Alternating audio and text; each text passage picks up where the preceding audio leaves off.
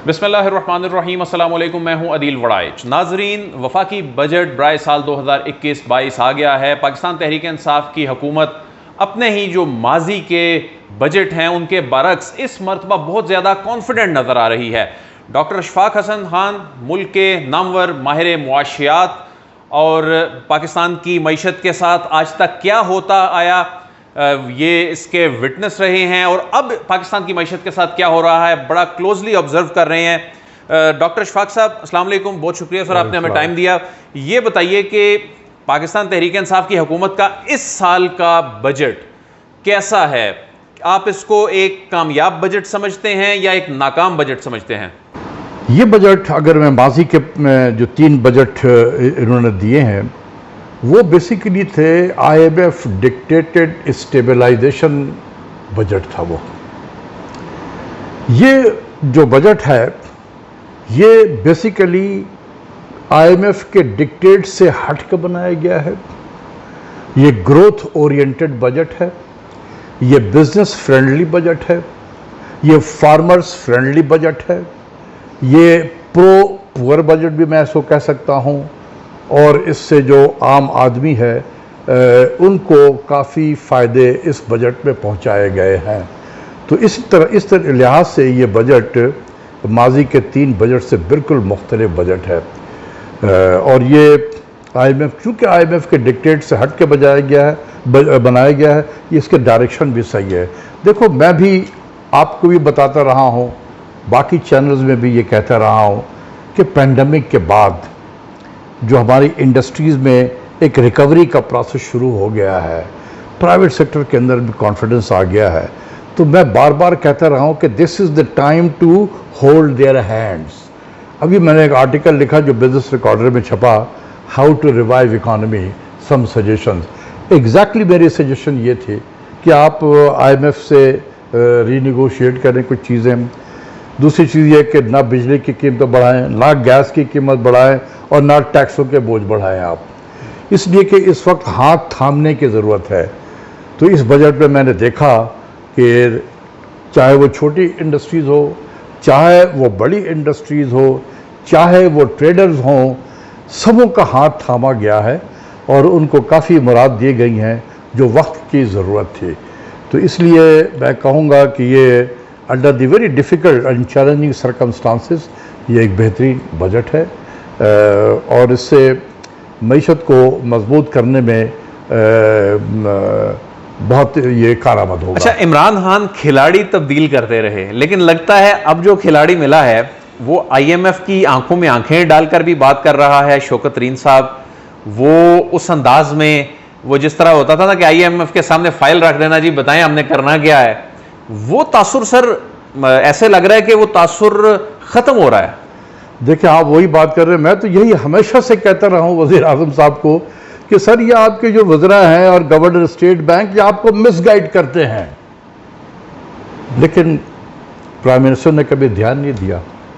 बहुत देर के बाद उनको ये ख्याल आया कि यार ये वाकई ये हमें मिसगाइड करते रहे हैं। उसकी वजह यह कि दोनों वहीं से आए हैं, जो पहले वाले यानी अब्दुल हफीज शेख साहब और गवर्नर स्टेट बैंक के जहां से आए हैं, वो अपने उन मास्टर्स के हिदायत के मुताबिक वो काम कर रहे थे। शौकत तरीन साहब ने आते ही क्या कहा था कि 2.5 साल में मईशत का बेड़ा गर्क हो गया है। चाहे वो अब इसको थोड़ा सा ये कहें कि जी नहीं ये स्याह को सबाक से हटकर, जैसे सियासतदान हमारे कहते हैं ना कि स्याह को सबाक से हटकर पेश किया गया है, वो कहते रहे। लेकिन बात यह है कि उन्होंने बिल्कुल सही अक्कासी की थी चीज़ों की, और उनका भी ये था कि ये पागलों की तरह हमने एक्सचेंज रेट को डिवैल्यू किया, ये पागलों की तरह इंटरेस्ट रेट को बढ़ाया, इसने मईशत का बेड़ा गर्क किया। ठीक है, तो मुझे खुशी हुई कि समबडी हैज़ कम। अब फाइनली प्राइम मिनिस्टर ने एक ऐसे आदमी को चुना है कि जो बात मैं कहता रहा हूँ एग्जैक्टली उसने वही बात की, जो मैं कहता रहा हूँ कि आगे क्या करना चाहिए वो वही कर रहा है। तो मुझे तो बड़ी खुशी है कि आपने सर एक दावा किया था कि जब ये तहरीक इंसाफ की हुकूमत में आने से पहले नून लीग की हुकूमत जब जारी थी तो उसने फंदे तैयार किए थे आने वाली हुकूमत के लिए, और ये उस फंदे में फंसे भी, IMF के पास गए भी, और उसके बाद जो ये 3-4 बजट ये लेकर आए हैं वो कोई इतनी खुशाइंद नहीं थी सूरत हाल। अब आपको लगता है कि पाकिस्तान तहरीक इंसाफ की जो हुकूमत है उन फंदों से निकल आई है जो नून लीग बिछा के गई थी? सर देखिए, मैं तो इसलिए कहा था, मैंने जब कहा था तो उस वक्त लिखा भी था। मुझे याद है कि एक रसाला निकलता है द नैरेटिव्स, ये आमिर ज़िया साहब निकालते थे। तो दिसंबर 2017 का इशू है जिसमें मैंने लिखा था कि जिस तरीके से दार साहब ये काम कर रहे हैं, मुझे तो लग रहा है कि आगे IMF में लेके जाने वाली बातें हैं, साफ नज़र आ रहा था। उसके बाद भी जब मफ्ता इस्माइल साहब आए, जो बजट पेश किया, और उसने जो एग्जम्पशन लिमिट था टैक्स का, वो कुछ 4 लाख या 6 लाख था, वहाँ से उठा के 4 लाख था, वो 12 लाख पे ले गए।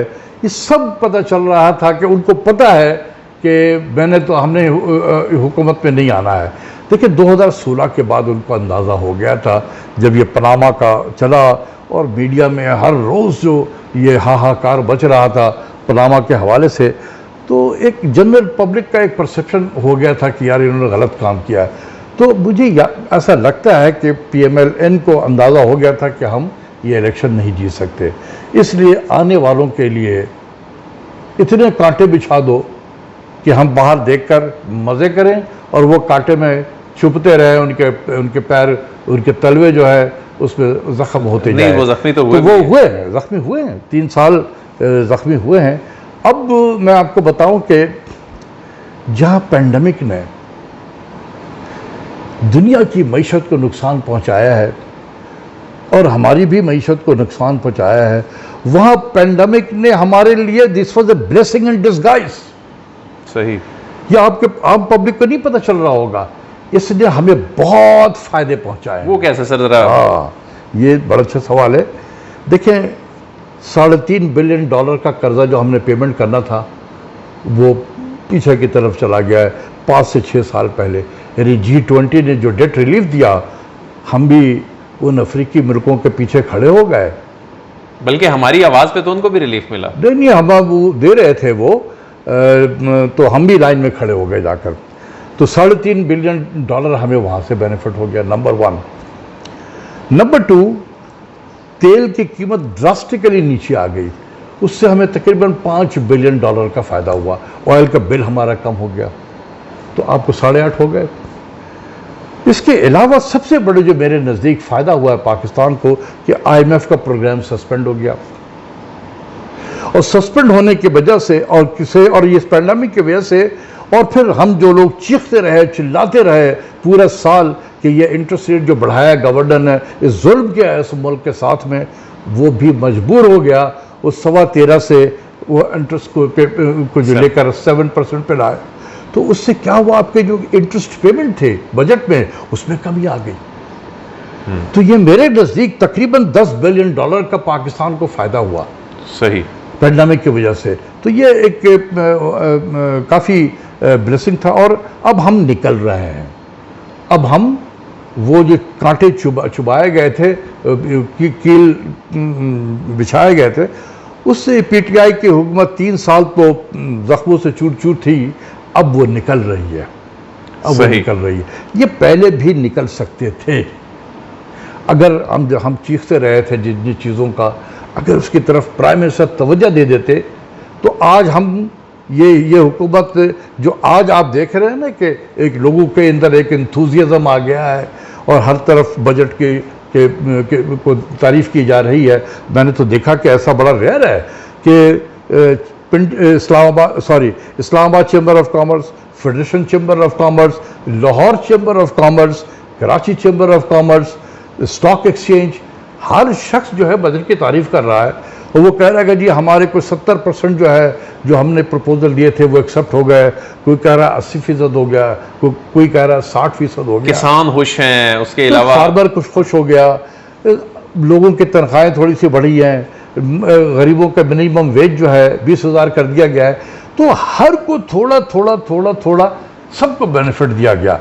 देखिए, कोई 100% तो हर शख्स को आप खुश नहीं कर सकते, लेकिन मैं देख रहा हूँ बहुत ज़माने के बाद कि मेजॉरिटी जो है ना वो बजट की तारीफ़ कर रहे हैं। तो अच्छा, ये आपको जमानों बाद लगा है, क्योंकि हम लोग तो भूल जाते हैं कि पिछले साल क्या बजट में हुआ। आप तो बड़ा इस चीज को ऑब्जर्व करते हैं। बिल्कुल, मैं अपने तजुर्बे से कह रहा हूं कि ये काफी दिनों के बाद मैं देख रहा हूं कि तमाम चैम्बर वाले भी, मैं सबको सुनता रहा हूं, उनसे टेलीफोन पे भी बात करता रहा हूं, तो दे आर वेरी अपबीट कि ये सर ये ठीक हो गया, ये हो गया, हमारे ये ड्यूटी कम कर दी गई, हमारे वो कम कर दिया गया है, 850 सीसी के जो लोकल जो प्रोड्यूस कार है उसमें कर दिया गया है, आईटी वाले अलग खुश हैं। यानी कि मैंने तो अभी तक नहीं देखा कोई क्रम्बल कर रहा हो। अच्छा, इमरान खान की टीम चेंज करने का जो उनका अभी आपने पैटर्न देखा, वो बड़ी तेजी से टीम में तब्दीलियां करते आए, तो आप इसको किस तरह देखते हैं? ये मुल्क के हक में बेहतर हुआ, उनका ये तजर्बा कामयाब रहा? मुझे तो ये जो शौकत तरीन साहब का आना वो बेहतर ही लग रहा है। आप क्या समझते हैं? प्राइम मिनिस्टर जो थे ना 3 साल में क्रिटिसिज्म सुन के वो बहुत अंडर प्रेशर में थे, उन्हें समझ में नहीं आ रहा था कि क्या करूं। तो वो फिर शौकत तरीन साहब को ले आए, ये ज़रा बोल्ड किस्म के आदमी हैं और इनको थोड़ी ज़्यादा पहले भी रहे थे तो थोड़ी बहुत समझ थी उनको भी कि वजारत को कैसे चलानी है, तो वो ठीक निकल आया, चल रहा है, अल्लाह करे ऐसी चल। अच्छा सर, एक सवाल है कि जिस तरह वकार मसूद साहब हैं, बैठे हुए हैं, पिछली हुकूमतों में भी वो रहे, अहम की पोजीशन पे रहे, वजारत ख़जाना वो चलाते रहे, फिर शौकत तरीन साहब हैं, ये पीपल्स पार्टी के दौर में रहे। लोग ये तनकीद करते हैं कि ये लोग तो पहले मईशत चलाते थे, उस वक़्त चलती नहीं थी, अब खान साहब इन्हें क्यों ले आए हैं, लेकिन अब सिस्टम डिलीवर करता भी नज़र आ रहा है। ये क्या माजरा है? ये आपको क्या समझ आई? देखिए, बात यह है कि जब मुल्क का इंटरेस्ट लीडर के सामने सुप्रीम होगा ना, जिसको कहते हैं नेशनल इंटरेस्ट, जब सुप्रीम होगा तो उसके असरात नीचे भी पड़ते हैं। जब लीडर के नज़दीक पर्सनल इंटरेस्ट सुप्रीम होगा और नेशनल इंटरेस्ट पीछे की तरफ होगा, तो यही लोग फिर किसी और अंदाज में काम करेंगे, उसके पर्सनल इंटरेस्ट को फुलफिल करने के लिए काम करेंगे। इस वक्त जो हमारा लीडर है वो एक नेशनल इंटरेस्ट की बात कर रहा है। ये बड़े करज की बात है कि आप ये कह दें कि जी मैं सेक्रेटरी ऑफ स्टेट से नहीं मिलूंगा। मेरे नज़दीक ये बहुत करज की बात है। मैंने देखा कि असिस्टेंट सेक्रेटरी ऑफ स्टेट ये एलिस वेल्स आया करती थी, तो ये हमारे प्रेसिडेंट और प्राइम मिनिस्टर से मिलती थी, assistant secretary of state, not to mention कि सेक्रेटरी ऑफ स्टेट की बातें हो रही हैं। तो ये क्या है? एक ये कॉन्फिडेंस तो है ना उनके अंदर में कि यार ये क्या है, हम भी एक सवरन मुल्क हैं और हम उसी तरीके से बिहेव करेंगे। अभी कोई इनका इंटरव्यू मैं देख रहा था, जो अभी अमेरिका के दौरे में थे, तो अमेरिका में इंस्टीट्यूट ऑफ पीस में उन्होंने वहाँ ख़िताब किया। वो एक खातून इंटरव्यू कर रही थी कि आपने अपने दौरे में कोई एड वेड की बात की है, आपको देंगे ये लोग एड और कुछ ह्यूमैनिटी असिस्टेंस वगैरह। तो प्राइम मिनिस्टर ने कहा था कि मैं यहाँ एड लेने के लिए नहीं आया हूँ, हम अपने मुल्क को एड सिंड्रोम से निकालना चाहते हैं। माजी में अमेरिका हमें एड देता था और दूसरी तरफ हमसे अपना काम करवाता था। We don't want to be a client state. तो ये बड़े करज की बात है। तो इसलिए है कि नेशनल इंटरेस्ट सुप्रीम है उसे, अगर उसका पर्सनल इंटरेस्ट सुप्रीम होता तो चीज़ें फिर उसी तरीके से। अच्छा सर, हम बैसियत कौम बड़े मायूस हो जाते हैं, हम कहते हैं जी हर मरतबा कुछ नहीं बनना जी, इनको भी देख लिया। आपको कोई उम्मीद नज़र आती है कि कोई बेहतरी की तरफ मुल्क जा रहा है? नंबर्स आ रहे हैं, ठीक है, हमें सिर्फ नंबर्स पे इंतज़ार करके नहीं बैठना चाहिए, ग्राउंड रियलिटीज़ जो हैं वो बड़ी डिफरेंट भी होती हैं, लेकिन आपको कोई उम्मीद बेहतरी की नज़र आ रही है? देखिए, इस बजट के बाद तो मुझे भी नज़र आ रही है, लेकिन देखें, हैविंग सेड के इस बजट पे बहुत लोगों के लिए दिया गया है, मुझे बजट के नंबरों पे बड़ा शक है। शक इन द सेंस कि ये नंबर बहुत ही फ्रेजाइल नंबर है। अच्छा, ये भी वाज़ेह कर दें, ये फज्ड नहीं है, ये फ्रेजाइल है, यानी आगे जाके ये हिट हो सकते हैं। इसमें बहुत ज़्यादा हिट की चांसेस हैं। मिसाल के तौर पे बजट का खसारा है कि 6.3% होगा, नहीं, इसमें बहुत सारे जो नंबर हैं वो बहुत रिस्की हैं और फ्रेजाइल हैं।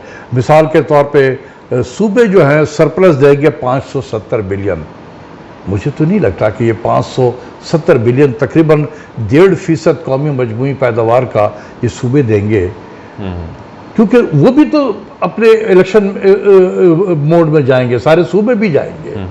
और आप देखेंगे कि जब ये बजट आएगा 30 जून तक चारों सूबों के भी बजट आ चुके होंगे, तो उस वक्त पता चलेगा कि ये 6.3% जो है वो सरवाइव करता है या ये 6.3% first day of the new fiscal year भी ये देखने के काबिल नहीं रहेगा। इसलिए किसके लिए ये एनएफसी अवार्ड में जिस तरीके से हमने पैसे एनएफसी अवार्ड बनाया है, इसने सूबों को बहुत पैसे दे दिए हैं। सूबे भी दबा के खर्च करेंगे क्योंकि उनको पता है कि अगला जो साल है वो इलेक्शन का साल होगा।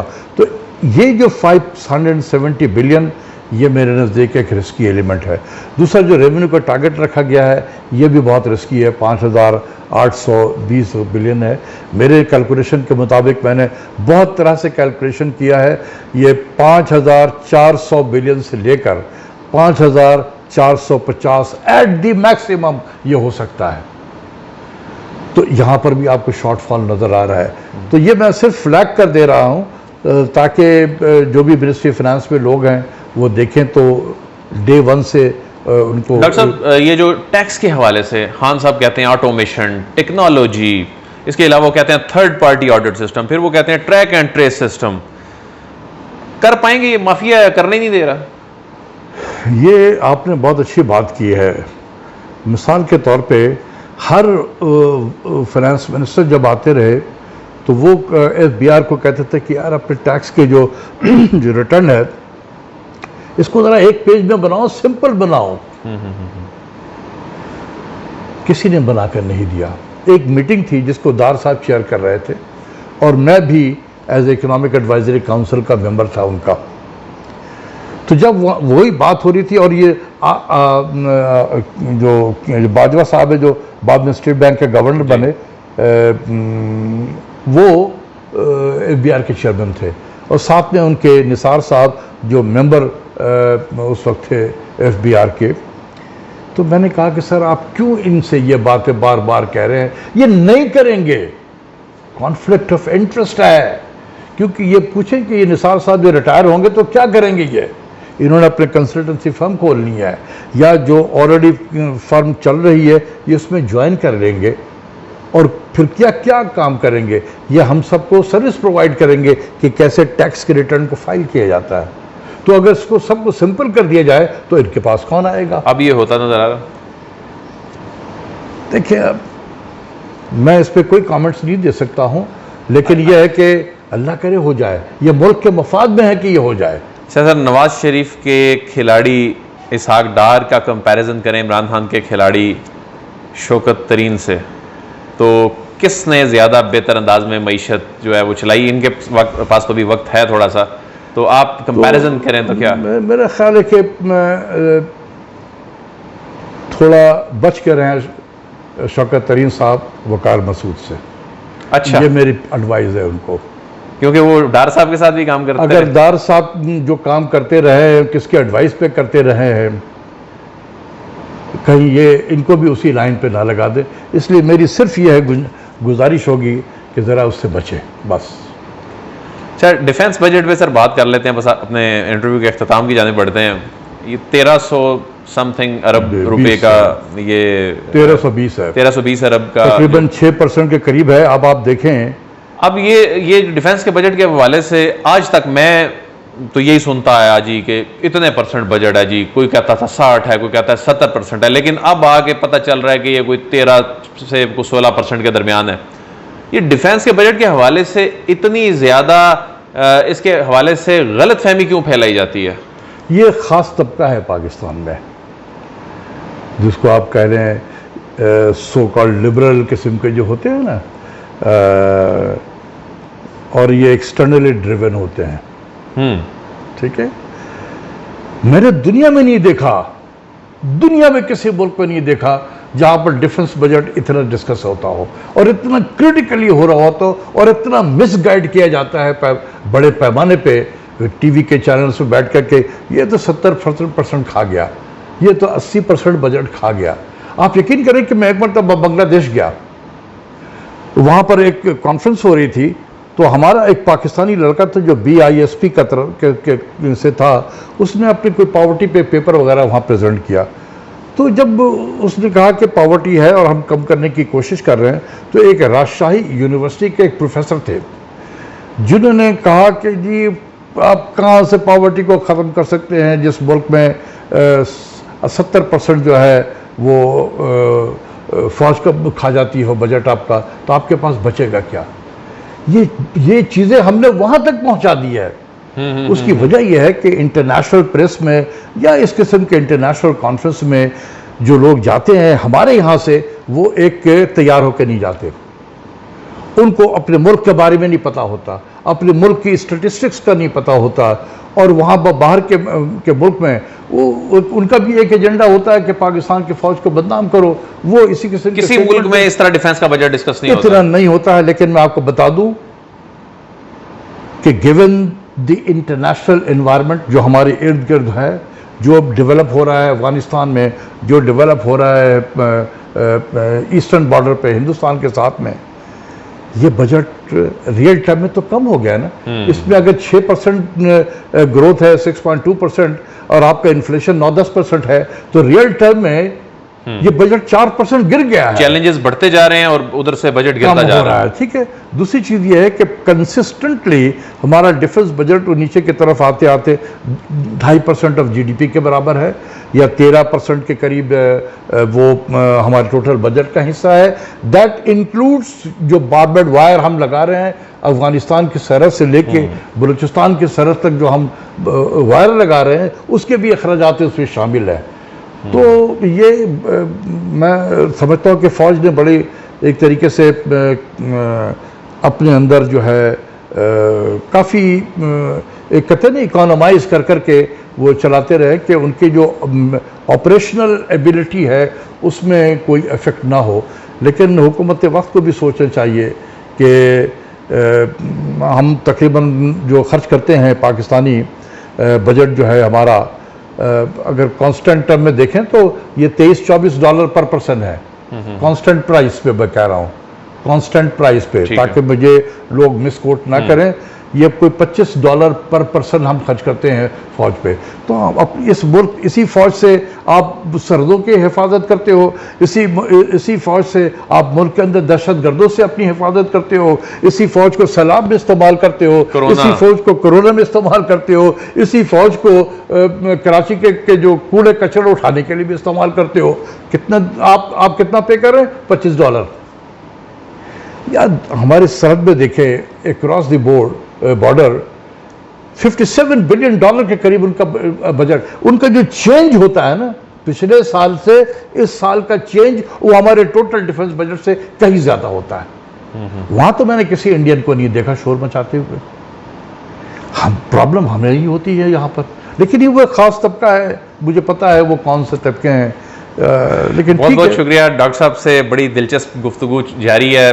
प्रोग्राम का वक्त जो है वो ख़त्म हो चाहता है। डॉक्टर साहब जो हैं वो इतनी दिलचस्प अंदाज में पाकिस्तान की मईशत पे बात करते हैं कि दिल करता है कि सुनते जाएं। इस मामले पे हम आपको अपडेट करते रहेंगे। अदील वड़ाइच को इजाज़त दीजिए, आपसे फिर मुलाकात होगी। अल्लाह हाफिज़।